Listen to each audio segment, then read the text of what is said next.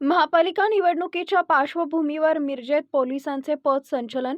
सांगली, मिरज आणि कुपवाड शहर महानगरपालिकेच्या निवडणुकीच्या पार्श्वभूमीवर मिरज शहरात कायदा व सुव्यवस्था अबाधित राहावी तसेच नागरिकांना निर्भय वातावरणात मतदान करता यावं यासाठी पोलिसांकडून पथ संचलन करण्यात आले. उपविभागीय पोलीस अधिकारी प्रणिल गिल्डा यांच्या मार्गदर्शनाखाली स्टेशन चौक येथून पथ संचलनास सुरुवात करण्यात आली. हे पथ संचलन एसटी स्टँड मार्गे छत्रपती शिवाजी महाराज रस्ता, मिशन हॉस्पिटल, गांधी चौक, मार्केट परिसरातून पुढे जात शहर पोलीस ठाण्याजवळ समाप्त करण्यात आला.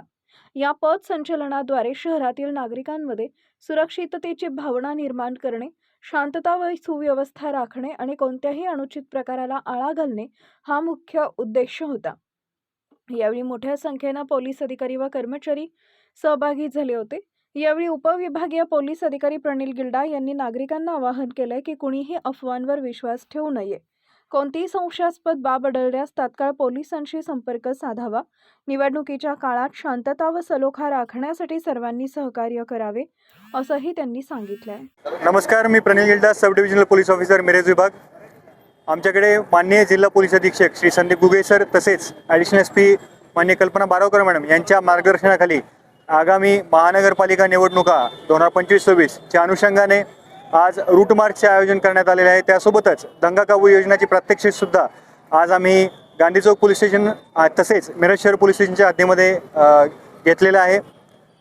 यामध्ये सर्व नागरिकांना पोलीस प्रशासनाकडून हे आवाहन करण्यात येतं की आगामी निवडणुका कालावधीमध्ये सर्वांनी जे काही नियम अटी आहेत त्यांचं योग्य पालन करावं. कुठल्याही प्रकारे आपल्याला कुठली तक्रार असेल तर आपण तत्काळ 112 नंबर डायल करावा. डायल 112चा आपण जास्तीत जास्त उपयोग करावा. तसेच जवळील नजीकच्या पोलीस स्टेशनला आपण संपर्क साधावा.